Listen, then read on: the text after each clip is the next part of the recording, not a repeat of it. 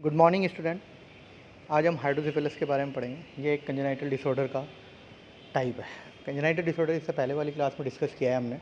तो congenital disorders क्या होते हैं? कंजेनाइटल डिसऑर्डर वो कि बच्चे जो होते हैं जन्मजात कुछ ना कुछ प्रॉब्लम्स लेके आते हैं, उनको कंजेनाइटल डिसऑर्डर बोलते हैं। उन्हीं का एक टाइप है हाइड्रोसेफेलस। हाइड्रोसेफेलस जनरली लैंग्वेज में देखा जाए तो हाइड्रोसेफेलस होता है कि वाटर इन ब्रेन, यानी कि सिर में पानी भर जाना। अब वो पानी नहीं होता, वो होता है ब्रेन फ्लूइड, जिसको CSF बोला जाता है, सेरिब्रो स्पाइनल फ्लूइड। CSF जो होता है वो ब्रेन में फ्लो करता है। ठीक है, एक फ्लो होता है इसका कि लेटरल वेंट्रिकल से थर्ड वेंट्रिकल, थर्ड वेंट्रिकल से फोर्थ वेंट्रिकल, फोर्थ वेंट्रिकल से सब एरेक्नोइड स्पेस के बीच में जाता है। इसमें कोई ऑब्स्ट्रक्शन आ जाए, कोई इसमें प्रोडक्शन और एब्जॉर्प्शन में कोई कमी आ जाए तो उसकी वजह से ये क्या होता है, वेंट्रिकल्स और ब्रेन कैविटीज़ में इकट्ठा हो जाता है, और इसकी वजह से ही जो ब्रेन साइज है वो एबनॉर्मल हो जाती है, उसी को हाइड्रोसेफेलस बोला जाता है। इंट्रोडक्शन में देखें तो term hydrocephalus is derived from the Greek word hydro meaning water and cephalus meaning head, as the name implies. यानी कि हाइड्रोसेफेलस को देखें तो एक ग्रीक वर्ड है जो हाइड्रो का मतलब होता है वाटर, सेफेलस का मतलब होता है हेड, और इन दोनों को तो कि सिर में पानी भर जाना। It is condition with the primary characteristic is excessive accumulation of fluid in the brain. यानी कि अगर ये देखा जाए तो बहुत ज़्यादा एक्सेसिव एक्यूमुलेशन हो जाता है ब्रेन के अंदर, जिसकी वजह से ब्रेन साइज जो है वो एबनॉर्मल दिखाई देती है। डेफिनेशन की हम बात करें, hydrocephalus is the abnormal accumulation of cerebrospinal fluid in the intracranial spaces. जो इंट्राक्रैनियल स्पेसेस होते हैं, ठीक है, जैसे कि वेंट्रिकल्स हैं, ब्रेन वेंट्रिकल्स हैं, और कैविटीज़ है, ब्रेन कैविटीज़ है, इनके अंदर सेरेब्रोस्पाइनल फ्लूइड जो होता है वो एक्यूमुलेट हो जाता है, और उसकी वजह से ये जो होते हैं फूल जाते हैं, बढ़ जाते हैं, और इस हेड साइज को बढ़ा देते हैं। इसी को बोला जाता है hydrocephalus. Hydrocephalus is an abnormal accumulation of cerebrospinal fluid in the ventricles and cavities of brain. This cause increased intracranial pressure inside the skull and may cause progressive enlargement of the head. Hydrocephalus क्या है? Abnormal accumulation of cerebrospinal fluid का ventricle के अंदर and cavities के अंदर, जिसकी वजह से क्या होता है, इंट्राक्रैनियल प्रेशर बढ़ता है और स्कल जो होता है वो अपने साइज़ को बड़ा कर लेता है। इसको बोला जाता है हाइड्रोसेफेलस। इंसिडेंस की हम बात करें तो it is found in 1 to 3 of every 1000 birth children in world wide. पूरे दुनिया में 1000 में 1 से 3 बच्चे हाइड्रोसेफेलस से देखे जाते हैं। सेरेब्रोस्पाइनल फ्लूइड जो कि इसमें होता है उसके बारे में हम बात करें तो the normal amount of CSF about 150 ml, 120 से 150 ml के बीच में नॉर्मल अमाउंट होता है। CSF formed by choroid plexuses के द्वारा ये फॉर्म होता है, एब्जॉर्ब बाय एरेक्नोइड विलाई, और एरेक्नोइड विलाई के द्वारा ये एब्जॉर्ब होता है। अगर ये कंडीशन नॉर्मल चली रहती है तो सही रहता है, बट इनमें प्रोडक्शन में कोई कमी आ जाए या फिर एब्जॉर्प्शन में कोई कमी आ जाए तो उसकी वजह से भी कई बार हाइड्रोसेफेलस देखा जा सकता है। Normally about 500 ml of CSF formed every day and an equal amount is absorb. ठीक है, 500 ml CSF जो होता है डेली प्रोडक्शन होता है, और उसमें जितनी ज़रूरत होती है 150 ml के आसपास रहता है, और बाकी जो होता है वो एब्जॉर्ब होता है एरेक्नोइड विलाई के द्वारा।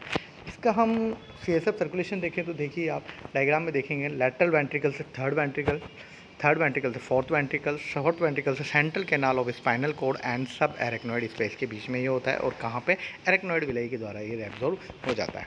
डायग्राम में हम देखें तो डायग्राम देखिए आप ध्यान से बच्चों, ड्यूरामीटर है भी ऊपर, ड्यूरामीटर के नीचे एरेक्नोइड मीटर है, उसके बाद सब एरेक्नोइड स्पेसेस हैं, सब एरेक्नोइड के बाद पायामीटर है, पायामीटर पर कॉर्ड फ्लेक्सेस जहाँ से CSF बनता है, वहीं से लेफ्ट वेंट्रिकल का मतलब हो गया फर्स्ट एंड सेकंड वेंट्रिकल। ठीक है, और फर्स्ट और सेकंड वेंट्रिकल के बाद थर्ड वेंट्रिकल आएगा, थर्ड वेंट्रिकल के बाद फोर्थ वेंट्रिकल बाद वापस कॉर्ड फ्लेक्सेस जहाँ पे ये होते हैं बनता जाता है, और वहाँ से फोर्थ वेंट्रिकल से देखा हमने central canal of spinal cord और सब एरेक्नोइड स्पेस जो नीचे की ओर है वहाँ पे ये आता चला जाता है, और वहीं पे ये एरेक्नोइड विलाई के द्वारा एब्जॉर्ब होता है। और ये CSF आप एक बार देखिए, lateral ventricle, third ventricle, fourth ventricle, central canal of spinal cord and subarachnoid space.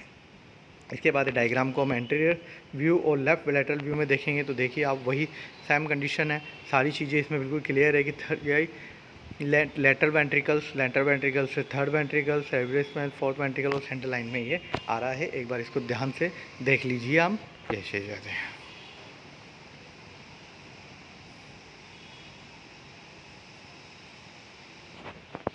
इसके बाद आते हैं टाइप्स। दो प्रकार का होता है हाइड्रोसेफेलस, एक कम्युनिकेटिंग हाइड्रोसेफेलस और एक non communicating hydrocephalus. Communicating hydrocephalus में क्या होता है कि कम्युनिकेशन बराबर बना रहता है। कम्युनिकेशन का मीन्स क्या है, जो कि CSF का फ्लो है वही लेटरल वेंट्रिकल से थर्ड वेंट्रिकल से फोर्थ वेंट्रिकल से सब एरेक्नोइड स्पेस, ये जो है फ्लो है ये बराबर बना रहता है। बस जो CSF का प्रोडक्शन है वो इंक्रीज हो जाता है और एब्जॉर्प्शन क्या होता है, डाउन हो जाता है, कम हो जाता है, डिक्रीज हो जाता है, जिसकी वजह से CSF प्रोडक्शन बहुत ज़्यादा होता है।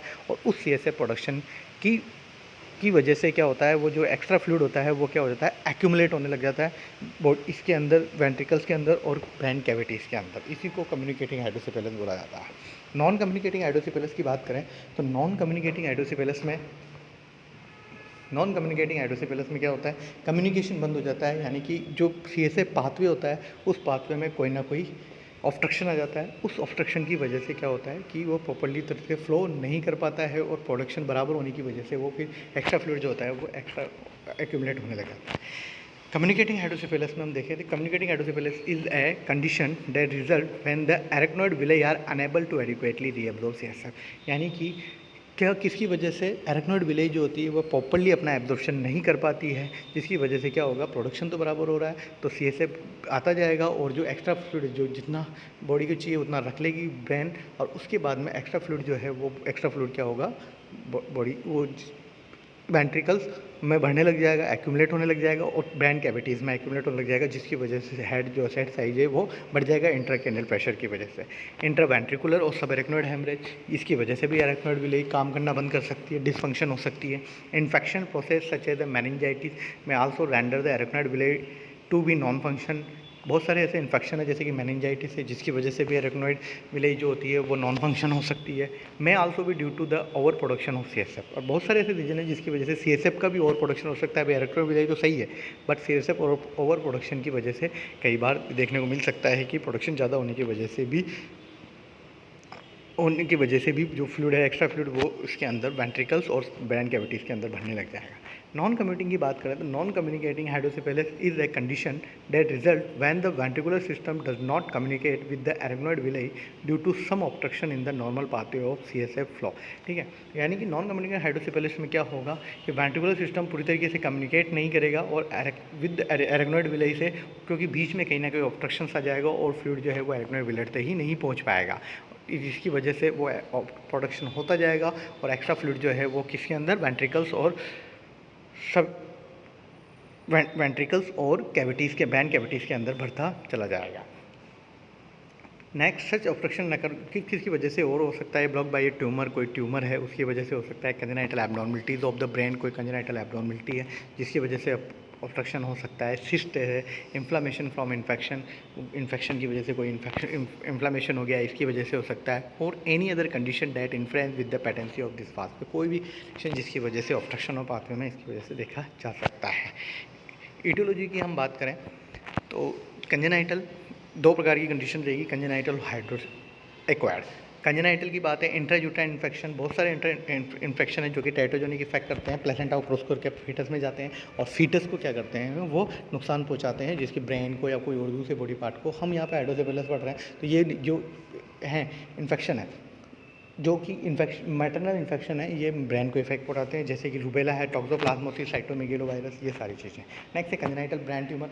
ऊपर भी हमने देखा है कि ब्रेन ट्यूमर की वजह से नॉन कम्युनिकेटिंग हाइड्रोसेफेलस हो सकता है। इंट्राक्रैनियल हेमरेज, जिसकी वजह से कम्युनिकेटिंग हाइड्रोसेफेलस हो सकता है। कंजेनाइटल मालफॉर्मेशन, कोई भी ऐसी ब्रेन में मालफॉर्मेशन की ब्रेन के दूसरे जो पार्ट्स हैं वो प्रॉपर्ली तरीके से फॉर्मेट नहीं हो पा रहे हैं या ओवर फॉर्मेट हो गए हैं तो ऑब्स्ट्रक्शन पैदा कर सकते हैं। And malformation of arachnoid villi, arachnoid villi के मालफॉर्मेशन की वजह से भी कई बार एब्जॉर्प्शन नहीं हो पाता है, जिसकी वजह से प्रोडक्शन ज़्यादा होने की वजह से वो एक्यूमुलेट होने लग जाएगा। एक्वायर्ड कंडीशन देखें तो ब्रेन में कोई इन्फ्लामेशन हो गया है ड्यूरिंग प्रेगनेंसी, जिसकी वजह से प्रॉपर काम नहीं कर पा रहे हैं, कोई ट्रॉमा हो गया है। Neoplasm space occurring lesion like tuberculoma, subdural hematoma, abscess, glioma, ependymoma, astrocytoma, choroid plexus papilloma, pseudotumor cerebri, chemical hypervitaminosis, ऐसे बहुत सारी प्रॉब्लम्स हैं जिनकी वजह से ऑब्स्ट्रक्शंस हो सकते हैं और ये एब्जॉर्प्शन में दिक्कत कर सकते हैं। क्लिनिकल फीचर्स में हम देखें तो इसका हेड देखिए, नॉर्मली हेड जो है वो नॉर्मल बच्चों की तरह ना होकर क्या होगा, एबनॉर्मल हो जाएगा, साइज इसकी इंक्रीज हो जाएगी, आंखें अंदर की ओर दिखी होगी। ये देखिए लार्ज हेड हो जाएगा, सॉफ्ट स्पॉट हो जाएंगे, फंटानेल के प्रोमिनेंट वैन ऑफ द हो जाएगा, measurement of the head the largest part, head का जो सर्कमफ्रेंस रहेगा वो ज़्यादा रहेगा। And bulging of the eyes with downward area, eyes जो है वो नीचे की ओर धस जाएगी, जैसे कि सूरज छुपता है ना तब उसके इधर जाएगी, सन सेटिंग साइड है। क्लिनिकल पिक्चर में देखें तो एंड यूजुअली लार्ज हेड, बहुत बड़ा हेड दिखाई देगा। And rapid increase in the size of the head, head की साइज बहुत तेज़ी से जाएगी। बल्जिंग और tense soft spot on the top of the head, ऐसे सॉफ्ट स्पॉट दिखाई देंगे उसमें, क्योंकि फंटानेल और सूचर जो चौड़े होंगे तो उसकी वजह से बहुत सॉफ्ट स्पॉट दिखाई देंगे। ये चीज़ इसमें देखें। मैकविन साइन होते हैं crack pot sign. Crack pot sign का मतलब टूटे हुए मटके की तरह आवाज़ आना। जब हम पेराइटल और टेम्पोरल बोन को टच करेंगे तो उसमें ऐसे लगेगी जैसे कि कट की आवाज़ आएगी, जैसे टूटा हुआ मटका है तो उस तरह से। आई फिक्स डाउनवर्ड, वही सन सेटिंग आई, छुपता हुआ सूरज होता है उस प्रकार की आई सेटिंग हो जाएगी। Shiny skull with prominent scalp vein, और वैन जो है वो बिल्कुल शाइनी दिखाई देगी, ये इसमें देगा। ओवर फीडिंग, दूसरे हम नॉर्मली देखें तो ओवर फीडिंग, बच्चे को भूख नहीं लगेगी, सीजर्स फीड्स आ सकते हैं।